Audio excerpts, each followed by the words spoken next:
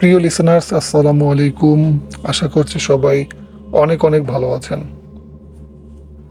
আজকের এপিসোডের যে প্রথম ঘটনাটি আপনাদের সাথে শেয়ার করব, এই ঘটনাটি আশা করছি আপনাদের বেশ ভালো লাগবে।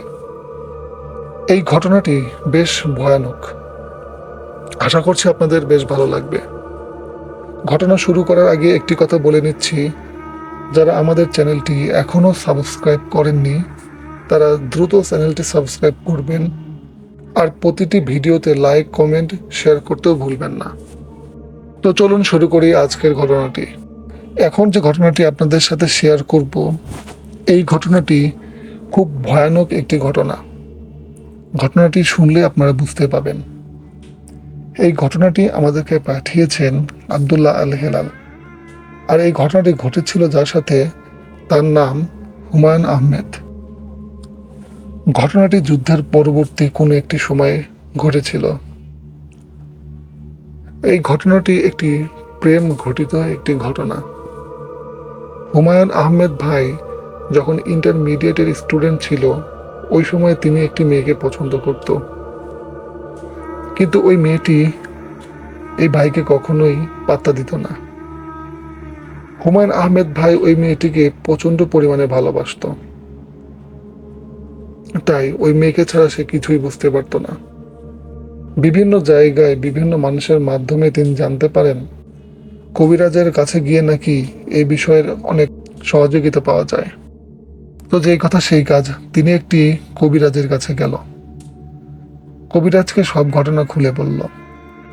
তো ওই কবিরাজ হুমায়ুন আহমেদ ভাইকে কিছু কাজ করার জন্য পরামর্শ দিল। কাজগুলো ছিল বেশ ভয়ানক।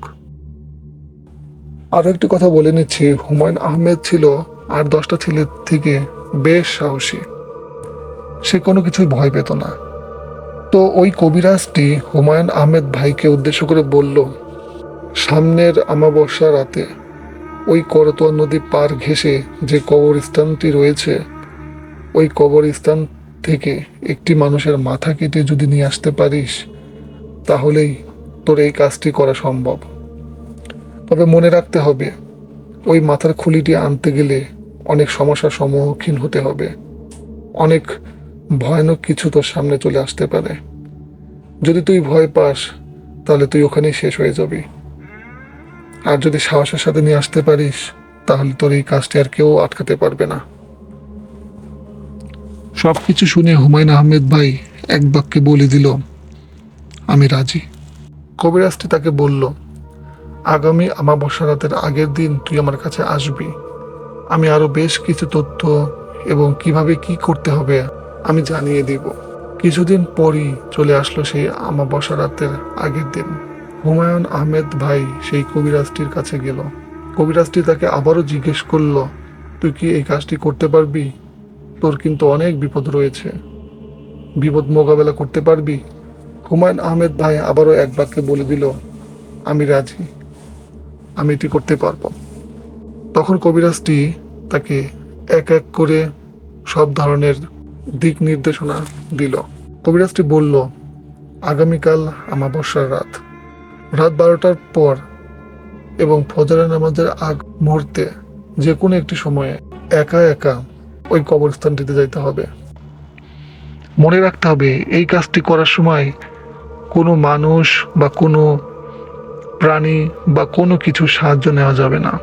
এমনকি নদীটি পার হওয়ার জন্য তাকে সাঁতার দিয়ে যেতে হবে। কোনো নৌকা বা কোনো ভেলা ব্যবহার করা যাবে না। নদীটি পার হওয়ার সময়ও তাকে উলঙ্গ হয়ে নদী পার হতে হবে। সে চাইলে নদী পার হওয়ার পরে পোশাক পরতে পারবে। এরপর কবরস্থান থেকে যে কোনো একটি কবর খুঁড়ে সেই কবর থেকে একটি মাথা কেটে আনতে হবে। পেছন থেকে অনেক পরিচিত কণ্ঠে তোকে ডাক দিতে পারে, কিন্তু ভুলেও পিছন দিকে তাকানো যাবে না। তুই যদি পিছন দিকে তাকাস, তাহলে তোর মৃত্যু অবধারিত। তোকে একটি দোয়া শিখিয়ে দিচ্ছি, তুই মনে মনে এই দোয়াটি পাঠ করতে থাকবি, যত বিপদে আসুক না কেন। মাথাটি কেটে আনার পরে অনেকে কান্না সুরে তোকে বলতে পারে, মাথাটা দিয়ে যা, তুই পেছন দিকে কখনোই তাকাবি না। তুই ওই খুলিটি নিয়ে সোজা আমার কাছে চলে আসবি। কবিরাজটি তাকে যেভাবে দিক নির্দেশনা দিয়েছিল ঠিক সেভাবে সে কাজ করতে লাগলো। প্রথমে সে নদীর কাছে আসলো এবং তার পরনের কাপড় চোপড় খুলে ফেললো। সেদিন তার পরনে ছিল একটি হাফাতা গেঞ্জি ও একটি লুঙ্গি। লুঙ্গি এবং গেঞ্জি খুলে তিনি তার হাতে নিল, আর এক হাত দিয়েই সে নদীটি পার হলো। সে সময় নদীতে ভালোই পানি ছিল, এর মধ্যেও কোনো ভয় বা কোনো সমস্যা ছাড়াই নদী পার হতে পারল। নদী পার হওয়ার পরে সে আবার তার জামা কাপড় পরে ফেলল। এরপর সে আস্তে আস্তে কবরস্থানের দিকে যেতে লাগলো। কবরস্থানে যাওয়ার সময় চারপাশে লক্ষ্য করলো পরিবেশটা যেন কেমন থমথমে হয়ে গেল, কিন্তু এতে তার কোনো ভয় লাগলো না, কারণ সে বেশ সাহসী ছিল। সে আস্তে আস্তে যেতে লাগলো। একদম কবরস্থানে ঢোকার মুহূর্তে তিনি লক্ষ্য করলো হঠাৎ করে কেমন যেন দমকা হাওয়া বইতে লাগলো। পরিবেশটা আবার অন্যরকম হয়ে গেল। সে মনে করলো এই ধরনের কাজ করতে গেলে বিভিন্ন রকমের পরিবেশ তৈরি হয়ে যায়, অনেক ভয়ঙ্কর কিছু আমার সামনেও চলে আসতে পারে। তাই সে মনকে সবসময় স্থির রাখার চেষ্টা করলো। যাই ঘটুক আমাকে কাজটি করতেই হবে। এগুলো ভাবতে ভাবতে তিনি একটি কবরস্থানের পাশে চলে আসলো। যেহেতু এই কাজে কোনো কিছু সাহায্য নেওয়া যাবে না, তাই তিনি পাশ থেকে একটি লাঠি নিয়ে খুঁড়তে শুরু করলো। তার বেশ কষ্ট হলো সামান্য একটি লাঠি দিয়ে এই মাটিগুলো খুঁড়তে। তিনি মাটি খুঁড়তে খুঁড়তে এক সময় ভিতরে থাকা একটি কঙ্কাল দেখতে পেল। কঙ্কালটি দেখার পরে সে দ্রুতই ঘাট থেকে মাথাটি আলাদা করে ফেলল। কিন্তু একটি বিষয় সে লক্ষ্য করলো, সাধারণত একটি খুলি কতটুকুই বা ভার হতে পারে, কিন্তু তার কাছে মনে হচ্ছিল এই খুলিটি 20 থেকে 30 কেজির ওজনের সমতুল্য একটি ভার বস্তু। তিনি তারপরেও প্রচণ্ড শক্তি নিয়ে ওই খুলিটি তোলার চেষ্টা করলো। খুলিটি হঠাৎ করে তার হাত থেকে নিচে পড়ে গেল এবং খুলিটি যখন আবারও সে তুলতে নিল তখন একটি ভয়ঙ্কর দৃশ্য দেখতে পেল। এবার খুলিটি ঘুরিয়ে দেখতে পেল খুলিটির চোখ বরাবর লাল আগুনের মতো জ্বলছে। এই দৃশ্যটি দেখে সে সামান্য পরিমাণ একটু ভয় পেয়ে ওঠে, কিন্তু অনেক সাহসী হওয়ার জন্য সে খুব একটা ভয় পেল না। সে কবিরাজের বলা সেই দোয়াটি বারবার পাঠ করতে লাগলো এবং সবকিছুই কেমন যেন আবার স্বাভাবিক হতে লাগলো। তিনি প্রচণ্ড শক্তি নিয়ে ওই খুলিটি আবারও তুলতে লাগলো এবং অবশেষে ওই খুলিটি সে তুলতে সক্ষম হলো। কবর থেকে খুলিটি তোলার পরে সে যখন নদীর কাছে যাচ্ছিল তখন পেছন থেকে এক ভয়ানক আর্তনাদ শুনতে পেল। পেছন থেকে বলছিল, আমার খুলিটি দিয়ে যা, আমার খুলিটি দিয়ে যা।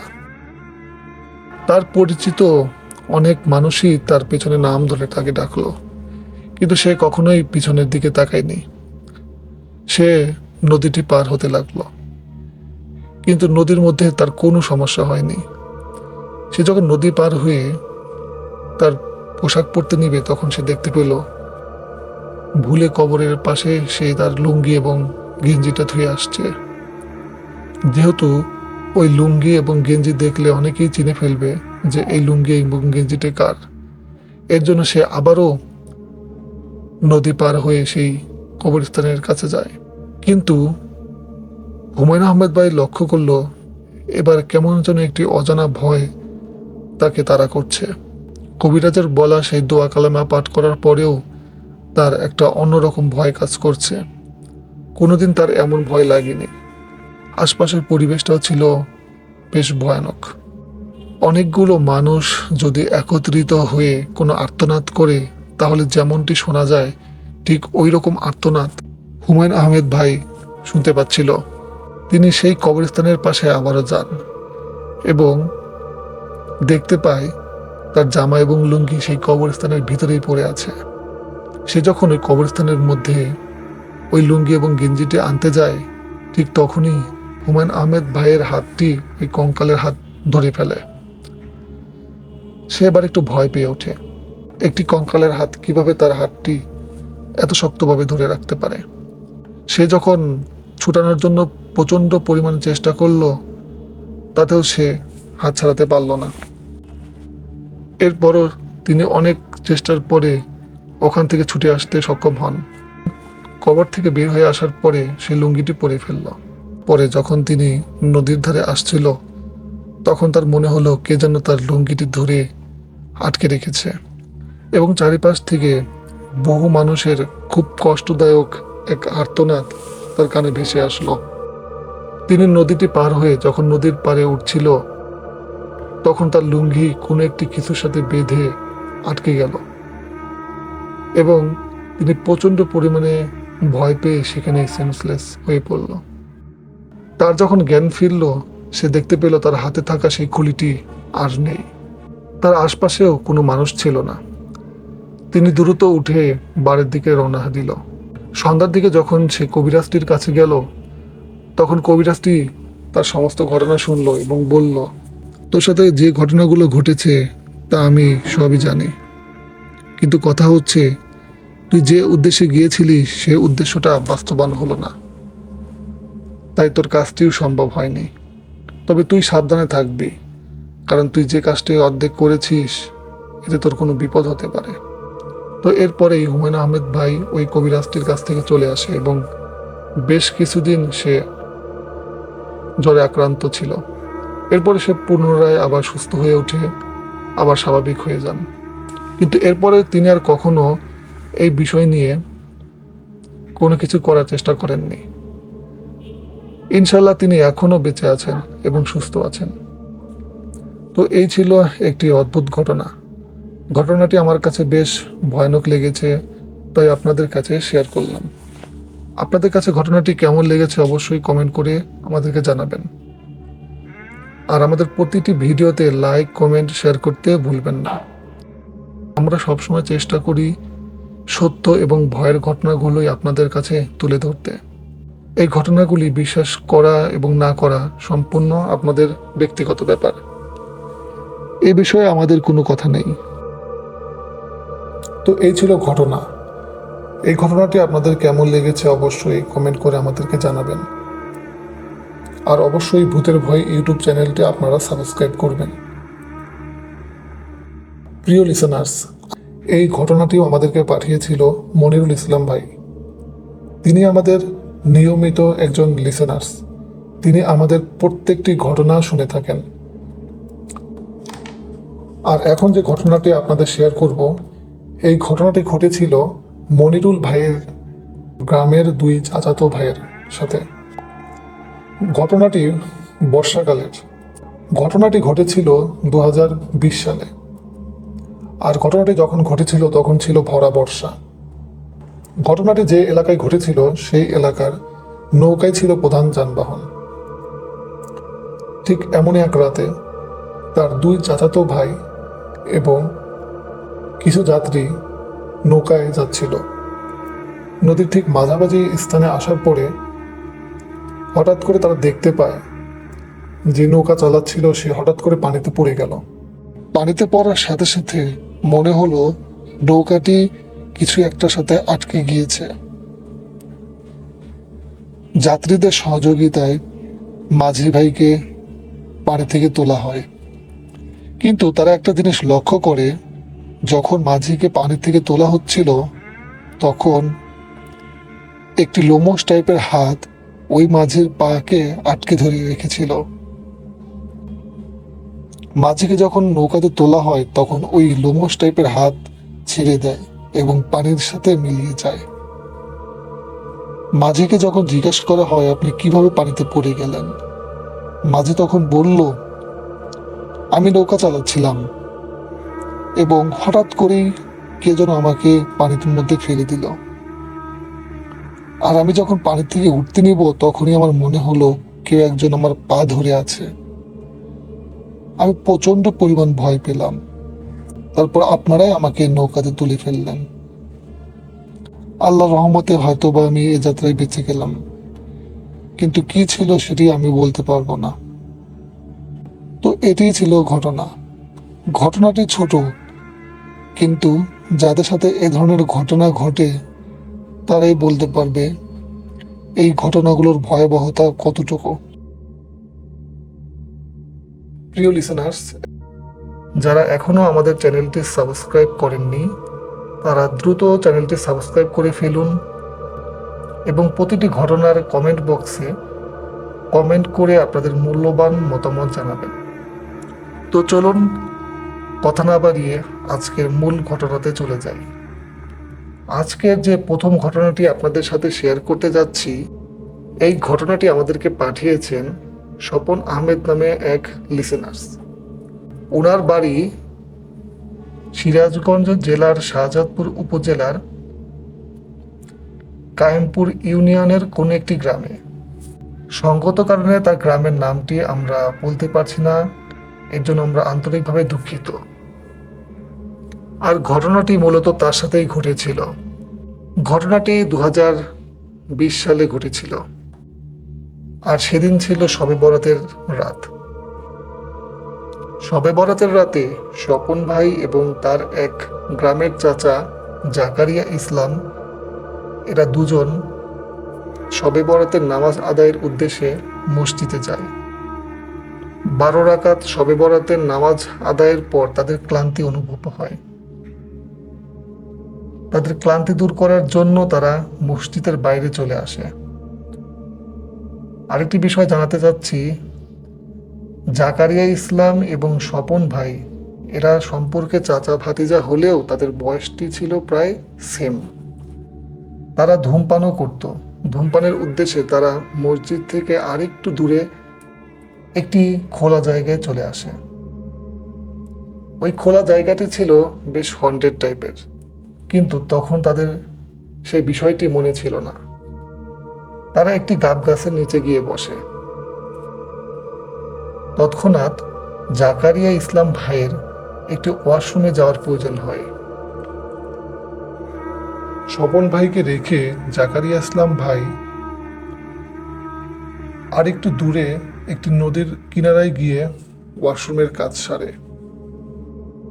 ইতিমধ্যে স্বপন আহমেদ ভাই লক্ষ্য করে দূর থেকে শো শো শব্দ করে কিছু একটা চলে গেল।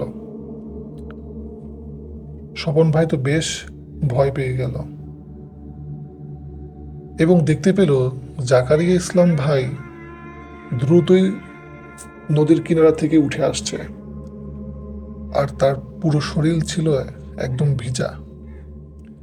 দেখে মনে হচ্ছে সে যেন মাত্রই গোসল করে উঠে আসলো।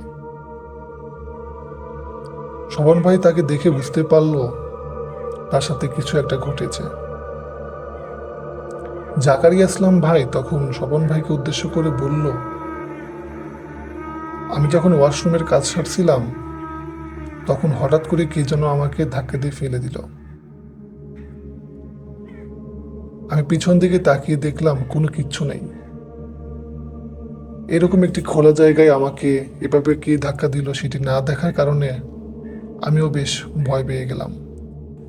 তো জাকারিয়া ইসলাম ভাই আরো একটা জিনিস লক্ষ্য করলো, চারিপাশে ঝড় শুরু হয়ে গেছে, কিন্তু আকাশে কোনো মেঘ ছিল না। দূরের পরিবেশগুলোও ছিল বেশ শান্ত, কিন্তু আশেপাশের গাছগুলো প্রচণ্ড পরিমাণে দুলছিল। মনে হচ্ছে গাছের ঢাল এখনই ভেঙে পড়বে। তারা তখন বুঝতে পেল তারা যে জায়গাটি এসেছে এই জায়গাটি আসলে ভালো না। তারা যখন দ্রুত বাড়ির উদ্দেশ্যে রওনা দিল তখন তাদের পা যেন বরফের মতো জমে গেছে। তারা দোয়া কালেমা পড়তে শুরু করলো। তাদের বাড়ির পাশের এক প্রতিবেশী চাচা দূর থেকে লক্ষ্য করলো কে যেন দাঁড়িয়ে আছে। লাইট মারতেই দেখে তারা তাদের বাড়ির পাশেরই প্রতিবেশী। স্বপন ভাই এবং জাকারিয়া ভাইয়ের কাছাকাছি এসে বলল, তোরা এখানে কেন আসছিস? স্বপন ভাই এবং জাকারিয়া ভাই উত্তর দিল, আমরা একটু এমনি হাওয়া বাতাস খাওয়ার জন্য এখানে আসছিলাম, কিন্তু আমরা এখানে এসে ভয় পেয়েছি। প্রতিবেশী সেই চাচা বলল, তোরা কি জানিস না এই জায়গাটা কতটা খারাপ? তোরা তারপরে এখানে আসছিস, চল তোদের বাসায় রেখে আসি। তারপর সাধারণভাবেই তারা তিনজন বাড়িতে চলে আসে এবং 3 দিনের মতো তাদের শরীরে প্রচণ্ড পরিমাণে জ্বর ছিল। ঘটনাটি এখানে শেষ হলেও পারত, কিন্তু এরপরে রয়েছিল বেশ ভয়ানক একটি ঘটনা। জাকারিয়া ভাই একদিন স্বপ্ন দেখল। স্বপ্নের মধ্যে তাকে একজন উদ্দেশ্য করে বলছে, তুই এ যাত্রায় বেঁচে গেলি, কিন্তু ভাবিস না তোকে আমি ছেড়ে দিয়েছি। তোকে আমি আবার ধরব এবং সেদিনে হবে তোর শেষ দিন। জাকারিয়া ইসলাম ভাই এটিকে নিছক স্বপ্ন হিসেবেই উড়িয়ে দিল। জাকারিয়া ইসলাম ভাই যেহেতু একটি দোকানে কাজ করত, তো প্রতিদিনই তাকে সকাল সকাল বাড়ি থেকে বের হয়ে যেতে হতো এবং বাড়িতে আসতে আসতে তার রাত 8টা থেকে 9টায় বেজে যেত। তাদের বাজার থেকে বাড়িতে আসার পথে একটি ঘন জঙ্গল এবং একটি মাঠ পাড়ি দিতে হয়। এই ঘটনাটির প্রায় 1 মাস পর কোনো একদিন সে একা একা বাড়িতে আসছিল। আসার পথে সে দেখতে পেল রাস্তার মাঝে একটি বাস শুয়ে আছে। সে যখন বাসের কাছাকাছি চলে এলো তখন তার মনে পড়ল গ্রামের অনেক মুরব্বী চাচারা বলতো, চলার পথে রাস্তার উপরে বাস পড়ে থাকলে তা ডিঙিয়ে কখনো যেতে নেই, এতে অনেক ক্ষতি হতে পারে। সে যখনই এই কথাটা মনে করল তখনই পেছন থেকে তার নাম ধরে কে যেন ডাক দিল। সে পেছন দিকে ফিরে তাকালো, কিন্তু কিছুই দেখতে পেল না। পিছন দিকে কিছু না দেখতে পেরে সে যখন আবারও সামনের দিকে ঘুরে তাকালো, তখন সে যা দেখতে পেল এবং তা দেখার জন্য সে তার দুটি ভয়ানক দাঁত বের হয়েছিল। তিনি দেখতে পেল এই বুঝি তাকে খেয়ে বিভৎস ভয়ঙ্কর রূপের এক দানব দাঁড়িয়ে আছে। দানবটির পুরো শরীর ছিল লোমশে ভরা। এইরকম ভয়ঙ্কর দৃশ্য দেখে জাকারিয়া ভাই প্রচন্ড পরিমাণ ভয় পেয়ে গেল এবং সেখানেই সেন্স হারিয়ে ফেলল। জ্ঞান ফেরার পরে জাকারিয়া ইসলাম ভাই দেখতে পেল সে তার বাড়িতে শুয়ে আছে এবং তার মা বাবা এবং প্রতিবেশীরা তার পাশে দাঁড়িয়ে আছে। গ্রামের প্রতিবেশীরা জাকারিয়া ভাইকে যখন জিজ্ঞেস করলো, তুমি ওখানে কেন গিয়েছিলে আর কি হয়েছিল, তখন পুরো ঘটনাটি জাকারিয়া ভাই সবাইকে খুলে বলল। পরিবারের সকলেই তখন বুঝতে পেল জাকারিয়া ভাইয়ের উপরে কোনো কিছুর আছর হয়েছে। তারা একটি হুজুরের কাছে যায়। হুজুরকে সবকিছু বলার পর হুজুর বলে, আমাকে একদিনের সময় দিন, আমি দেখে দেব আসলে কি হয়েছিল। পরের দিন যখন ওই হুজুরের কাছে আবারও যাওয়া হয়, তখন হুজুর বলল, জাকারিয়া ভাইকে ভয়ানক পিশাচ আসর করেছে। পরের দিন ওই হুজুরের বাড়িতে আবারও যাওয়া হয় এবং ওই জিনকে হাজির করা হয়। ওই জিনকে হাজির করার পরে জাকারিয়া ভাইয়ের মধ্যে বেশ ভয়ানক কিছু অ্যাক্টিভিটি লক্ষ্য করা যায়। তো ওই জিনকে উদ্দেশ্য করে সেই হুজুরটি বলল, তুই কোথা থেকে এসেছিস আর কেনই বা ওকে ধরেছিস? তখন ওই জিনটি বলল, আমি যে জায়গায় বসবাস করি সেই জায়গাটি এই ছেলে নোংরা করে দিয়েছে। তো হুজুরটি বলল, তোমরা যে ওখানে থাকো সে তো আর জানতো না, জানলে কি আর সে তাই করতো? তখন জিনটি বলল, আমি এত কিছু জানি না, সে আমার জায়গা নোংরা করেছে, আমি ওকে ছাড়বো না, আমি ওকে নিয়েই যাব। তো বিভিন্ন কথাবার্তা বলার মধ্যেও যখন জিনটি রাজি হচ্ছিল না ওকে ছেড়ে দিতে, তখন হুজুর অন্য রাস্তা অবলম্বন করল। হুজুর বলল, তুই যদি ওকে ছেড়ে না দিস তাহলে আমি তোকে বন্দি করব। জিনটি তখন রাজি হলো চলে যেতে, কিন্তু তাকে কিছু ভোগ দিতে হবে। সেটি ছিল কালো রঙের একটি ছাগল, 2টি মোরগ। এই 3টি জিনিস রাত 12টার পরে সেই নদীর তীরে রেখে আসলেই আমি ওকে ছেড়ে দিব।